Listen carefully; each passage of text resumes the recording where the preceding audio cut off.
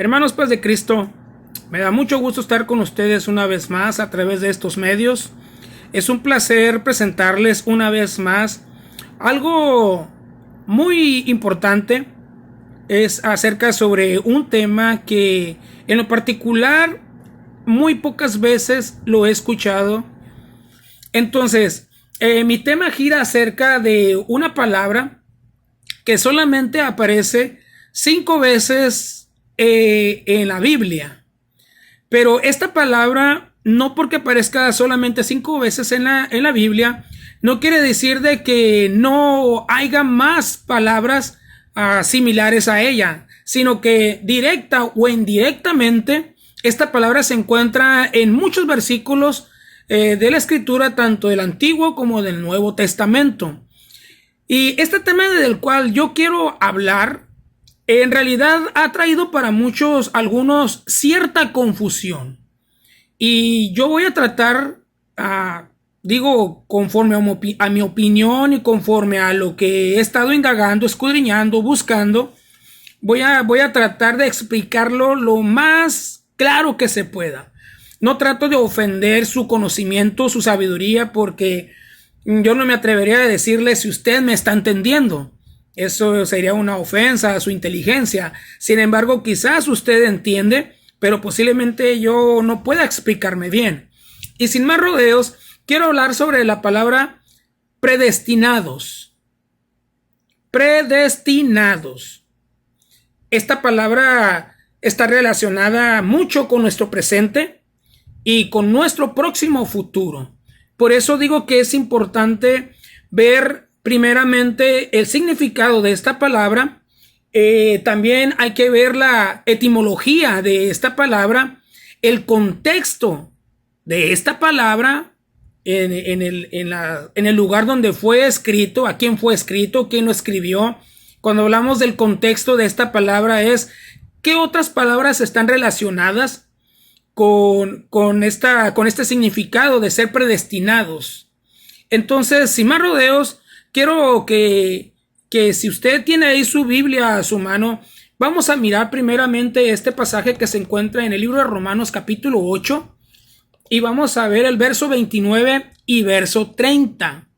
Dice el texto así de esta manera y lo voy a leer. Dice, porque a los que antes conoció, también los predestinó para que fuesen hechos conforme a la imagen de su Hijo, para que Él sea el primogénito entre muchos hermanos. Verso 30. Y a los que predestinó, a estos también llamó. Y a los que llamó, a estos también justificó. Y a los que justificó, a estos también glorificó. Como ya lo dije al inicio, la palabra predestinó aparece 5 veces en las Escrituras. Esta palabra en el idioma griego es proorizo. Y esta palabra griega proorizo se compone de 2. Una de ellas es pro. Pro significa anticipado. Y la otra palabra, la segunda palabra, es orizo, que quiere decir determinar.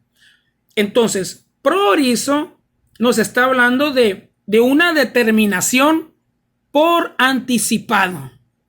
Cuando encontramos esta etimología, nos damos cuenta que si significa que es determinar por anticipado, nos está diciendo que hay un participio presente y un participio futurista. O sea, ¿qué quiero decir con esto?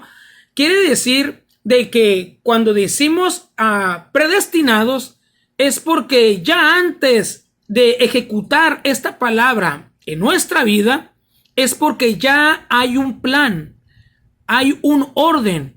Y si ese es un participio, entonces estamos hablando de que ya se fue dada una ley por anticipación y que también ya hay un orden, un mandamiento o hay un estatuto que no se debe de pasar por alto. Por eso es importante entender el significado de esta palabra determinado. En este caso que estamos hablando es predestinados. Ya hay una ley, ya hay un mandamiento, ya hay una orden establecida que no se puede desechar. Ahora bien, en el libro de Romanos, en el primer versículo, aparece por primera vez la palabra predestino. Dice la escritura, porque a los que antes conoció, también los predestinó para que fuesen hechos conforme a la imagen de su Hijo, para que Él sea el primogénito entre muchos hermanos. ¿Cuál es la idea principal de que la palabra predestino aparezca en este versículo? La idea básica, hermanos, de lo que está narrando el escritor al escribir estas palabras, nos está diciendo que aquellos que antes conoció son los mismos que van a ser predestinados. Pero, ¿cuál es el punto? ¿Cuál es la ley? Si es un participio presente y si es un participio futurista, entonces, ¿qué implica ser predestinado? ¿Qué implica que aquel que ha sido conocido tenga este participio? Y es fácil, el mismo verso nos los declara. El objetivo de ser predestinados es con el fin de ser hechos conforme a la imagen de su Hijo. Es decir, hechos a la imagen de Jesucristo. Hay un plan determinado, hay una orden determinada que nos va a llevar a ser hechos conforme a la imagen de Jesucristo. ¿Cómo? A través del Espíritu Santo, a través del cambio, de la transformación, de la renovación que se va a empezar a ejecutar en la vida de cada creyente. ¿Por qué digo esto? Bueno, porque el verso sigue diciendo, para que Él sea el primogénito entre muchos hermanos. ¿A qué se refiere aquí entonces cuando te habla de que seamos hechos a la imagen de su Hijo, de Jesucristo, y que Jesucristo es el primogénito entre muchos hermanos? El primogénito entre muchos hermanos nos está narrando el apóstol, el escritor, de que el modelo a seguir es Jesucristo, el cual cada uno de nosotros que hemos sido predestinados tenemos el objetivo, el alcance que ya ha sido dada de antemano de ser hechos a la imagen de Jesucristo. Ahora, aquí hay algo muy importante que debemos entender también. El verso 29 comienza diciendo, porque a los que antes conoció. Ahí aparece ese detalle. La palabra conoció. ¿Quién es el que te va a reconocer a ti? ¿Y qué es lo que tú tienes que conocer primero? Para que también seas un predestinado. ¿Sabías que hay dos tipos de conocimientos? O sea, de reconocer. No es solamente creer en teoría. Usted le puede preguntar a cualquier persona, oye, ¿crees en Dios? Y te va a decir que sí. Te va a decir que sí, cree en Dios, pero en teoría. Pero cuando digo que hay dos tipos de conocer, estoy hablando teóricamente y por experiencia. Es muy diferente eso. Por eso todos aquellos que son predestinados tienen algo en particular. Es que han tenido el conocimiento de que hay un solo Dios todopoderoso, verdadero, que hay un solo Dios que ha determinado bajo un régimen, una ley, un orden, un estatuto, de que todo aquel que tenga el conocimiento de Él va a ser predestinado. Es decir, yo voy a tener una experiencia, un conocimiento de que hay un solo Dios salvador. Ese conocimiento me va a llevar a una experiencia continua, porque estoy participando de la grandeza y de la soberanía que Dios ha determinado. Eso es obvio. Por eso el texto sigue diciendo, porque a los que antes conoció, a estos también los predestinó. El que haya sido alcanzado por la gracia de Dios y que tú conozcas a Dios por experiencia, es porque tú entras en el rublo de aquellos que han sido predestinados en esa trayectoria de ser transformado conforme a la imagen de su Hijo Jesucristo. Y ese Jesucristo, Él es el modelo a seguir. Por eso somos predestinados. Hemos sido escogidos. Hemos sido seleccionados. Por decirlo palabras más, palabras menos. Ahora, veamos el siguiente versículo. El siguiente versículo es el verso 30. El verso 30 dice: y a los que predestinó, a estos también llamó. Y a los que llamó, a estos también justificó. Y a los que justificó, a estos también glorificó. O sea, qué importante es entender qué implica ser predestinados. La primera de ellas, la que miramos ahorita, del verso 29, el desarrollo de la participación, porque está en modo de participio, es de que tú te relacionas en el conocimiento de Dios y Dios te reconoce a ti. ¿Sí me explico? Pero en la segunda ocasión que se habla sobre la palabra predestinados o que ha sido predestinado, dice: y a los que predestinó, a estos también llamó, y a los que llamó, a estos también justificó, y a los que justificó, a estos también glorificó. El orden de las cosas. El orden que se lleva a cabo para aquel que ha sido predestinado. La primera es que hay el alcance del llamamiento. Si todo ya está predestinado, si todo ya está escrito, entonces no hay que hacer nada. Pero si el ser predestinado tiene que ver con el reconocimiento y con la experiencia de la presencia del Espíritu Santo, entonces eso es muy distinto. Por eso les decía al principio, crees en Dios y en teoría sí creen, pero es muy diferente decir: ¿y has tenido una experiencia con Dios? Y si no has tenido una experiencia con Dios, entonces no le conoces, porque el que ama a Dios es conocido por Dios. ¿O no es cierto? Claro que sí. Entonces, a los que predestinó, a estos también llamó. El llamado es personal, pero también el llamado es a nivel universal.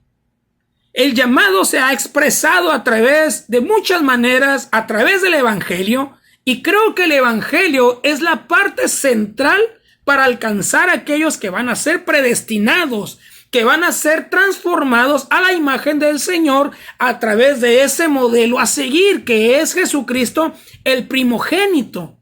Entonces, una vez que hemos sido alcanzados por la gracia de Dios y el llamamiento, sucede lo siguiente: el ser justificado. Una de las cosas principales que hace el Espíritu Santo en nuestra vida es justificarnos. ¿Ante quién? Ante el Padre. ¿A través de quién? De Jesucristo. ¿Por medio de qué? Del sacrificio en la cruz. Aceptar la sangre derramada en el sacrificio de Jesucristo, que es la expiación, porque hemos sido alcanzados por el llamamiento del Evangelio. Cuando nosotros cedemos a ese llamamiento y creemos en Jesucristo, creemos en su perdón, creemos que Él quita toda culpa, creemos que Él nos va a transformar, nos va a renovar y nos va a purificar y nos va a hacer nuevas personas, estamos hablando entonces de un participio. ¿Somos justificados? Y a los que han sido justificados, la meta es ser glorificados. Quizás a alguien se le suene como increíble. ¿Cómo que vamos a ser glorificados?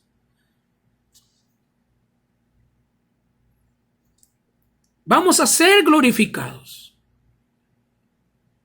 Si la transformación se lleva desde este momento, en esta vida, en este mundo, aquí en la tierra, nuestra transformación es progresiva.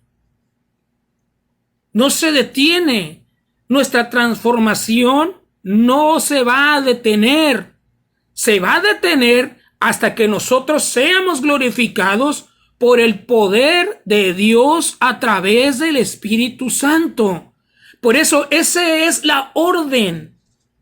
Eso ha sido establecido. Para eso fuimos predestinados. Pero ¿quiénes? Solamente aquellos que acuden al llamado. Solamente aquellos que van a ser justificados. Solamente aquellos que van a alcanzar un cuerpo glorificado. Porque sangre y carne no pueden heredar el reino de los cielos. Entonces, hay una ley establecida, un orden en el cual tenemos que entrar a esa ley, a ese orden, caminar por ella, seguir el modelo establecido que es Jesucristo y en el transcurso ir siendo transformados conforme a la imagen del Señor. El Señor fue transformado completamente. Su cuerpo fue glorificado y de la misma manera este cuerpo carnal que tiende a pecar, a ceder por flaqueza, por su naturaleza humana, recibirá la transformación gloriosa en la segunda venida de Jesucristo. Por eso creo que es importante aclarar por qué somos predestinados. No todos son predestinados. No todos acuden al llamado.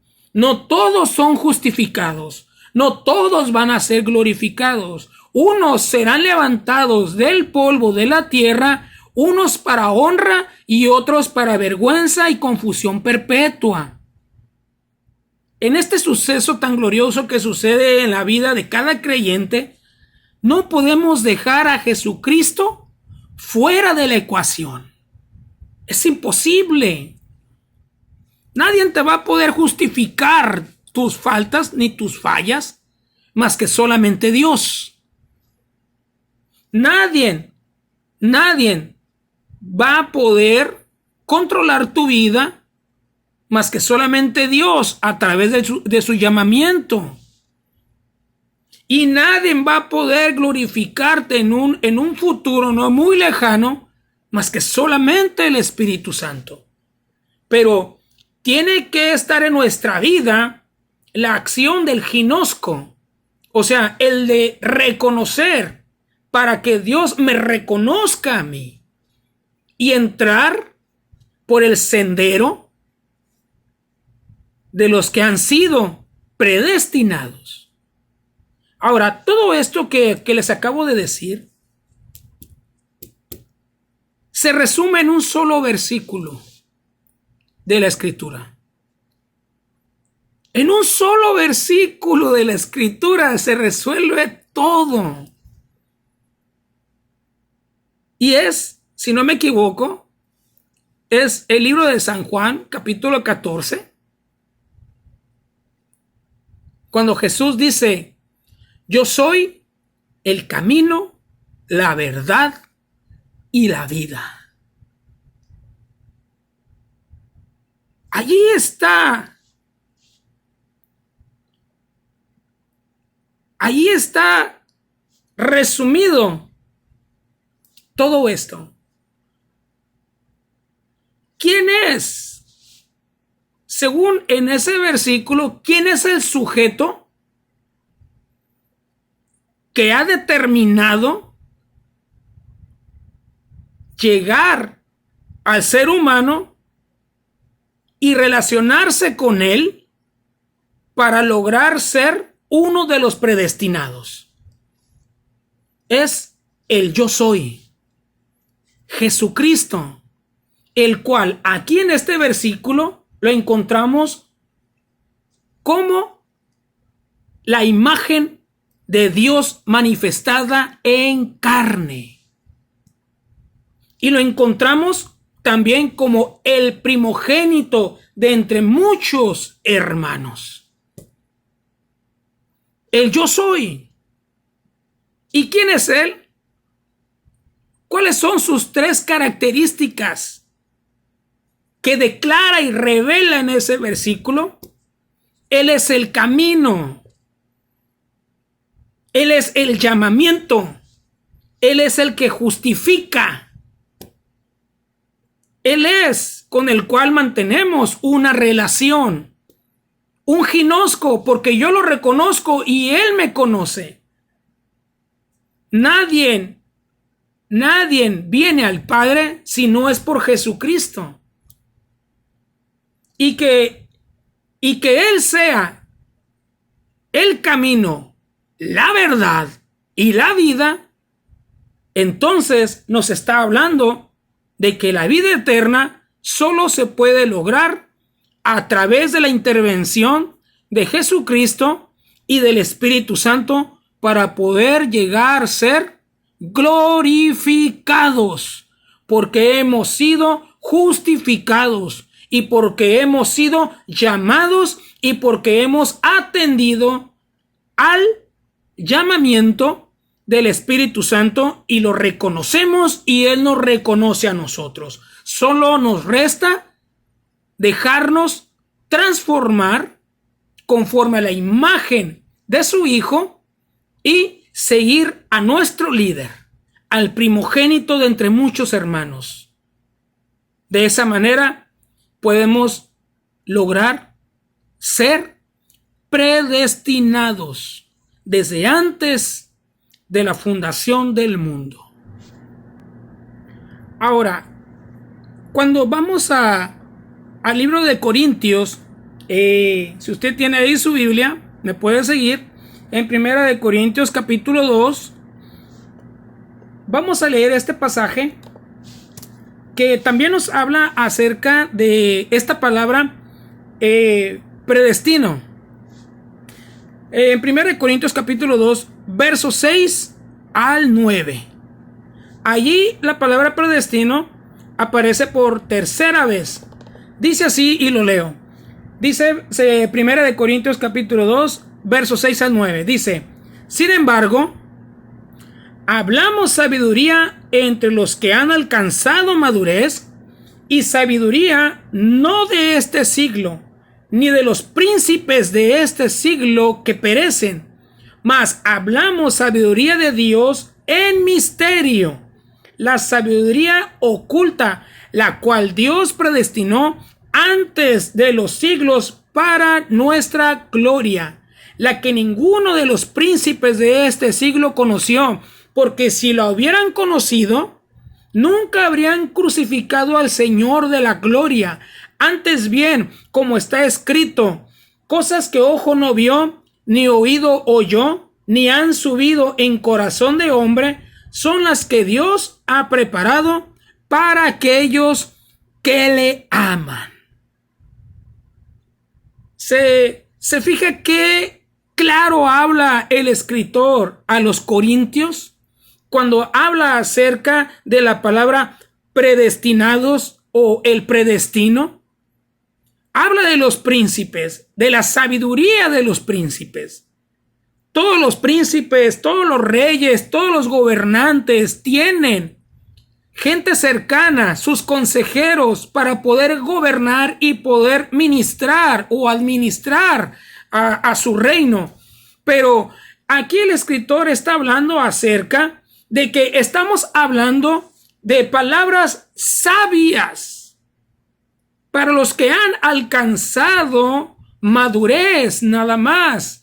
No de esa sabiduría de este siglo, que es letra muerta, que solamente se puede, según cuando nos narra, según a lo que encontré, a lo que se refiere aquí cuando habla acerca de sabiduría de este siglo, es de la supuesta sabiduría que al final solamente se convierten en fábulas o leyendas urbanas, pero no hay nada concreto, no hay nada sólido, no hay ningún fundamento. Por eso dice más adelante, mas nosotros hablamos sabiduría de Dios en misterio, la sabiduría oculta, la cual Dios predestinó, Dios preparó, Dios planificó antes de los siglos para nuestra gloria.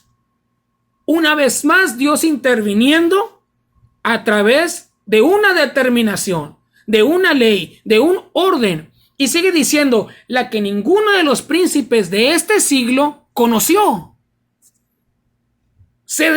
Otra vez está implicada la palabra conocer. Y es algo increíble porque la que ninguno de los príncipes de este siglo conoció, porque si lo hubieran conocido a Dios por experiencia, no hubieran crucificado al Señor de la gloria. Oh, sí, hay reyes, hay príncipes, sí, hablan acerca de que no, pues estamos en las manos de Dios, pero hablan de ese Dios como si lo conocieran, pero solamente por teoría nada más. No por experiencia propia. Entonces, la sabiduría oculta, el misterio de Dios, el cual ya predestinó a nosotros, para gloria de nosotros, es porque hay ley establecida, está el camino a seguir, está el modelo a seguir que es Jesucristo, de ser hechos conforme a la imagen de Jesucristo. No es un príncipe, es el Rey de Reyes. La sabiduría humana perece, se devalúa, mas las palabras del Señor permanecen para siempre. Por eso viene la declaración, antes bien como está escrito. Cosas que ojo no vio, ni oído oyó, ni han subido al corazón del hombre, son las que Dios ha preparado, ha predestinado para los que le aman, para los que le conocen solamente. A través de una experiencia personal, no en teoría. El que ha tenido una experiencia personal con el Señor no se entretiene en figuras ni imágenes, no se entretiene en estampitas, ni en camándulas, ni en piedras de la suerte, ni en números de la suerte, ni en signos de zodiacos. Esas son fábulas y leyendas, sino que depende completamente de aquel que hizo el cielo y la tierra, el que no necesita ninguna imagen para creerle. No, simplemente el creer en su palabra. Porque ahí está en su palabra la sabiduría, el conocimiento oculto, el misterio, es decir, la revelación más sencilla y profunda para el corazón sincero. Si le gustó, dale like. Si le pareció interesante, compártala con algunos de sus amigos, familiares.